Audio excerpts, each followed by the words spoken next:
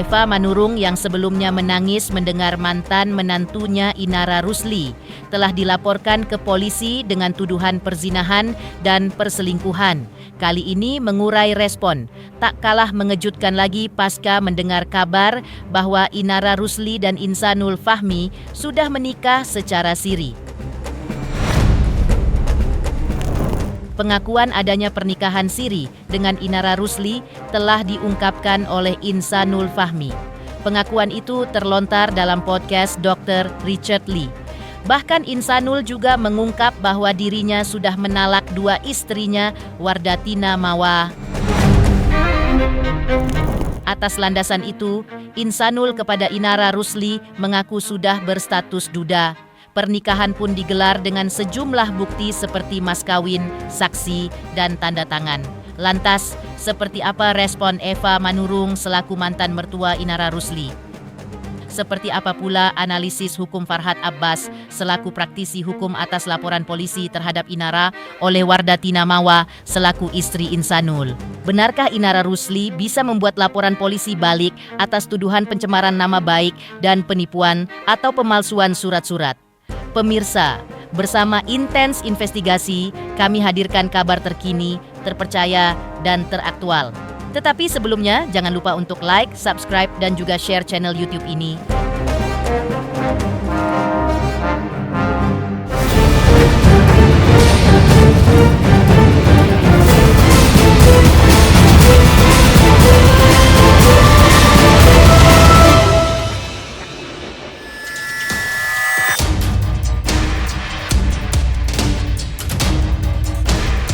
Pengakuan mengejutkan datang dari Insanul Fahmi suami Wardatina Mawa saat ini masih menjadi perbincangan panas publik. Pasalnya, Insanul Fahmi dalam podcast Dr. Richard Lee mengungkapkan pengakuan bahwa dirinya telah menikah secara siri dengan Inara Rusli. Diakui Insanul Fahmi bahwa pernikahan itu bahkan dilengkapi dengan bukti merupa mas kawin, para saksi, dan tanda tangan. Ini apa dengan kamu menikah? Kita udah menikah. Tuntutan syariat agama Islam dengan mas kawin. Mas kawin sekian. Ada saksi, bukti, tanda tangan. Tak kalah mengejutkan adalah respon dari mantan mertua Inara Rusli, yaitu Eva Manurung. Nama mantan suami Inara, Virgun, ikut terseret dalam kasus dugaan perselingkuhan. Setelah Insanul Fahmi memberikan petunjuk di podcast Richard Lee dan membacakan pesan seperti berikut, mudah-mudahan kamu sudah nikah siri karena aku sudah punya bukti kamu hubungan badan di lantai 3. Dan netizen menduga rekaman CCTV yang didapatkan Wardatina Mawa berasal dari Virgon. Lalu bagaimana tanggapan Eva Manurung selaku ibu dari Virgon? Saya di situ. Saya masih berprasangka ini apa sih? Norak nih hoaxnya gitu. Perasaan saya gitu ya. Kok norak? Kok norak banget sih hoaxnya kayak begini modelannya gitu. Terus yang ini ngomong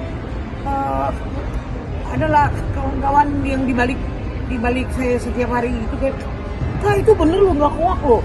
Soalnya udah kejadian ini begini gitu." Diceritain lah, udah laporan ke Polda. Terus si itu udah ngomong loh, Dr. Richard udah ngomong gini. Ya itulah bikin saya kejang-kejang. Saya kemarin tuh sampai tangan saya ada tremor di sana. Ih, bener. Kayak antara mimpi-mimpi dari ini. Bener apa nggak, kenyataan apa nggak sih gitu. Gitu loh. Yang saya pikirin bukan apa-apa. Yang saya pikirin keluarga saya, cucu-cucu saya yang itu, yang lain. Kalau yang paling gede itu kan udah gede.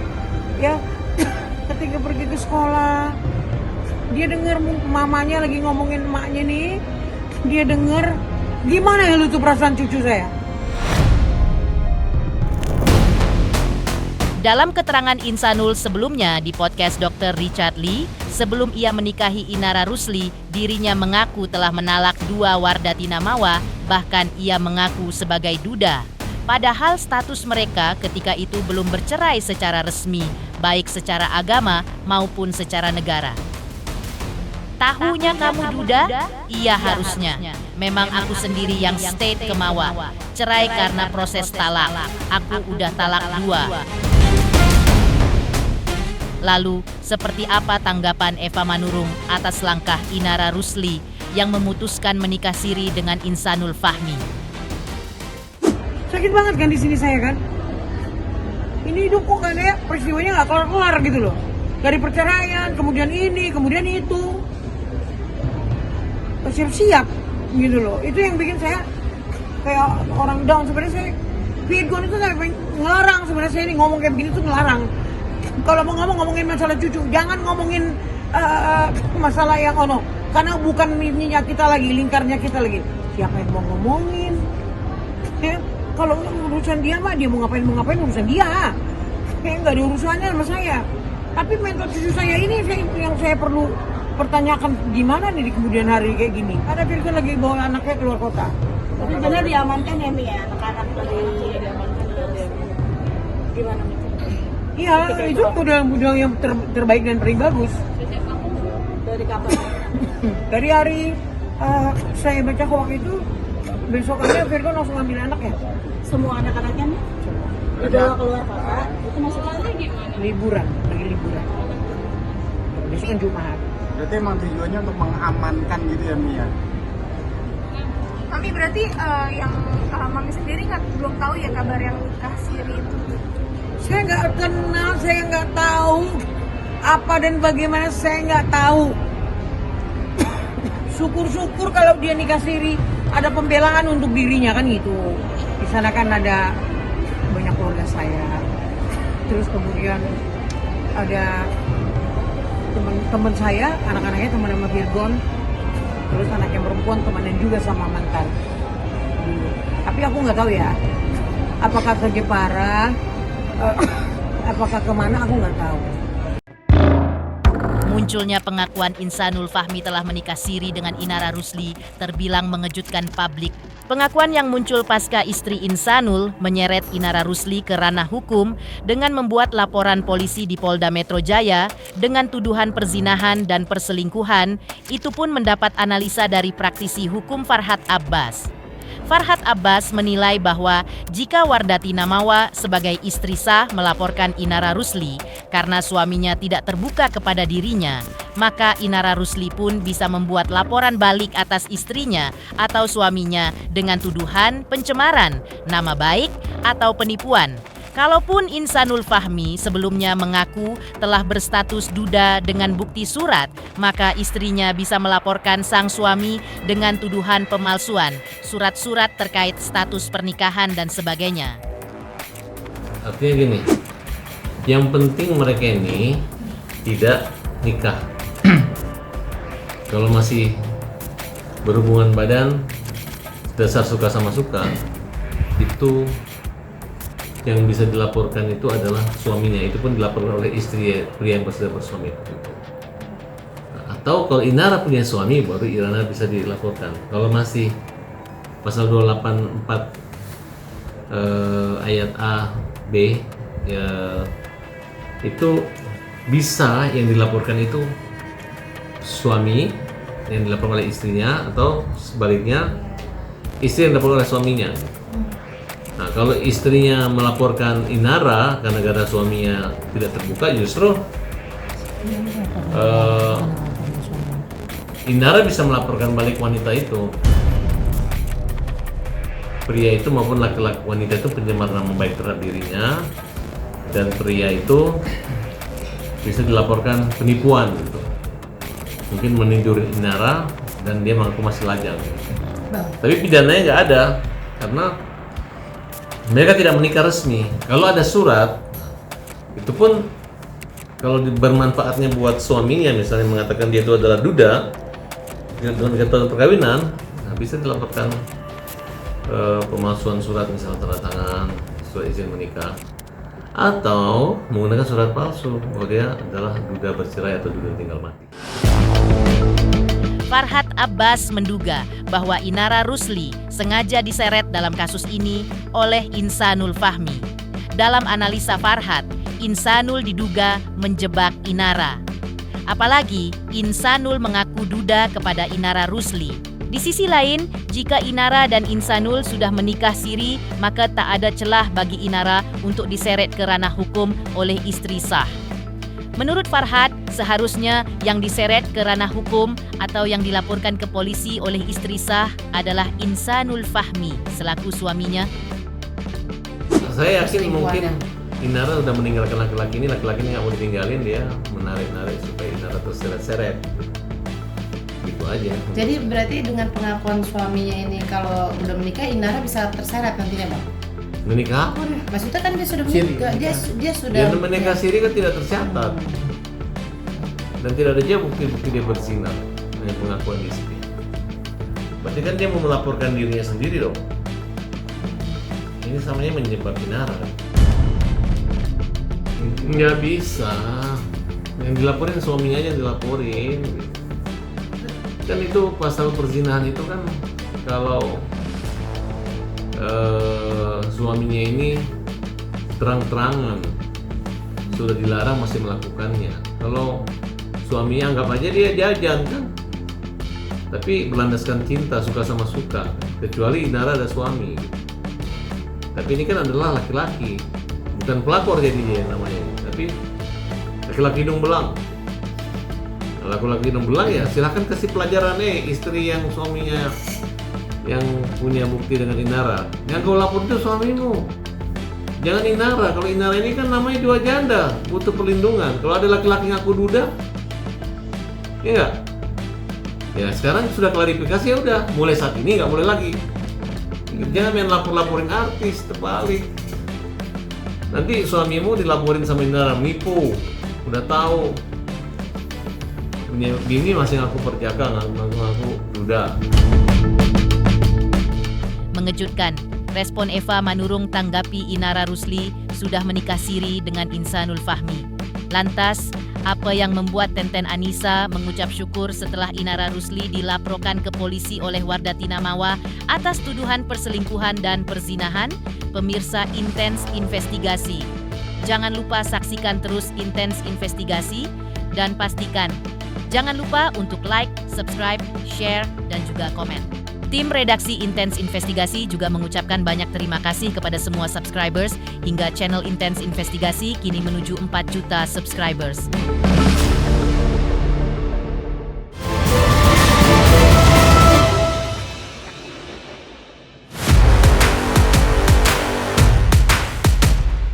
Kabar heboh Inara Rusli dilaporkan ke polisi oleh Wardatina Mawa dengan tuduhan perselingkuhan.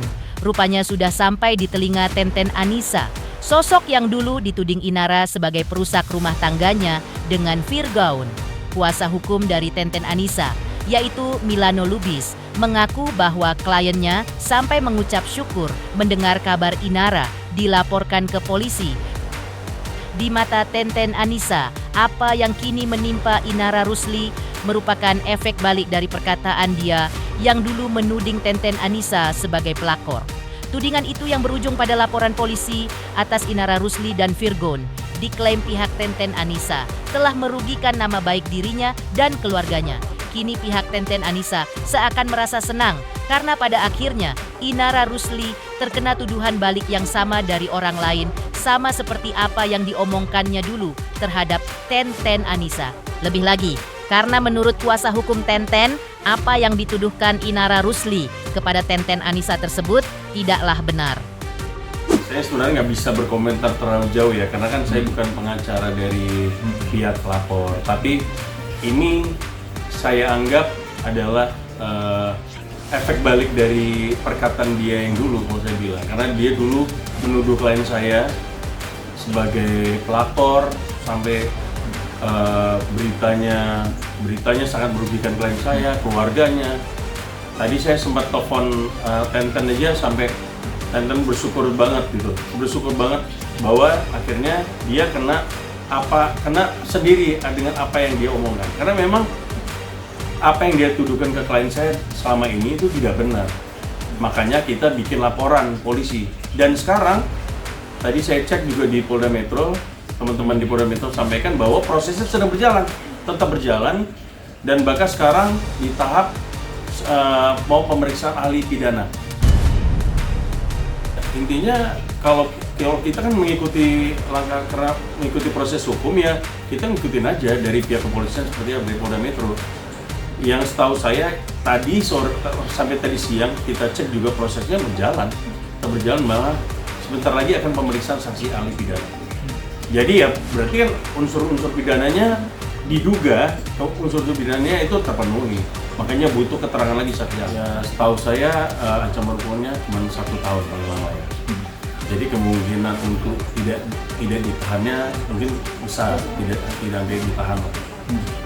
Tapi kan sanksi sosialnya sebenarnya, berarti pelapor ini lebih menginginkan pada sanksi sosial sebenarnya kepada si pelaku. Tenten Anissa pun menyebutkan bahwa apa yang dirasakan dan dialami oleh Inara Rusli saat ini merupakan karma atas apa yang dilakukan oleh Inara Rusli kepada Tenten Anissa dulu. Jika sebelumnya Inara menuding Tenten menjadi orang ketiga atas prahara rumah tangganya dengan Virgaun, maka kini justeru Inara lah yang dituding sebagai orang ketiga perusak rumah tangga Wardatina Mawa dengan Insanul Fahmi. Menurut pihak Tenten, tuduhan itu kini justeru berbalik kepada Inara Rusli sendiri. Dan inilah pesan pedas dari pihak Tenten Anissa untuk Inara Rusli. Makanya ini semua itu adalah omongan yang berbalik ke dia sendiri sebenarnya. Ini karmanya dia. Karena dia dulu menuduh orang, akhirnya sekarang dia yang merasakan. Kalau sampai benar terjadi, ini benar-benar suatu aib ya. Kalau saya bilang aib banget buat Inara. Tidak ada komunikasi lagi baik dari Inara maupun dari Virgaun. Kita santai aja, kita sebagai pelapor. Yang terlapor kan mereka berdua. Jadi kita pasif aja sebenarnya. Mungkin yang dugaannya itu karma gitu. Ya ini karma buat Inara lah.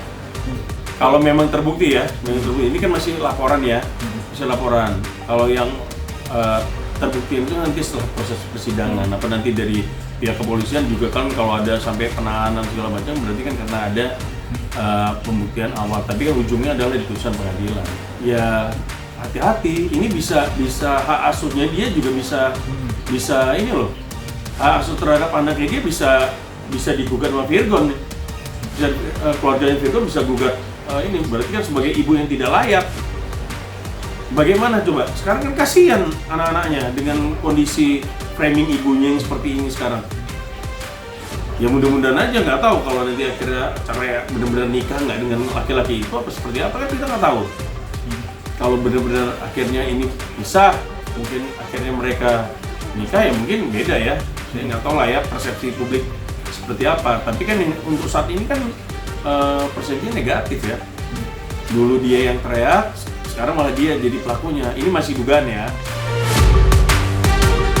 Mengejutkan, Tenten Anissa mengucap syukur setelah Inara Rusli dilaporkan ke polisi lantas. Benarkah pihak Inara Rusli mengakui bahwa tudingan selingkuh atas dirinya kini mempengaruhi pekerjaannya?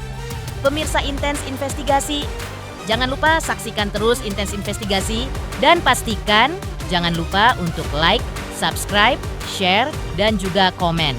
Tim redaksi Intens Investigasi juga mengucapkan banyak terima kasih kepada semua subscribers hingga channel Intens Investigasi kini menuju 4 juta subscribers.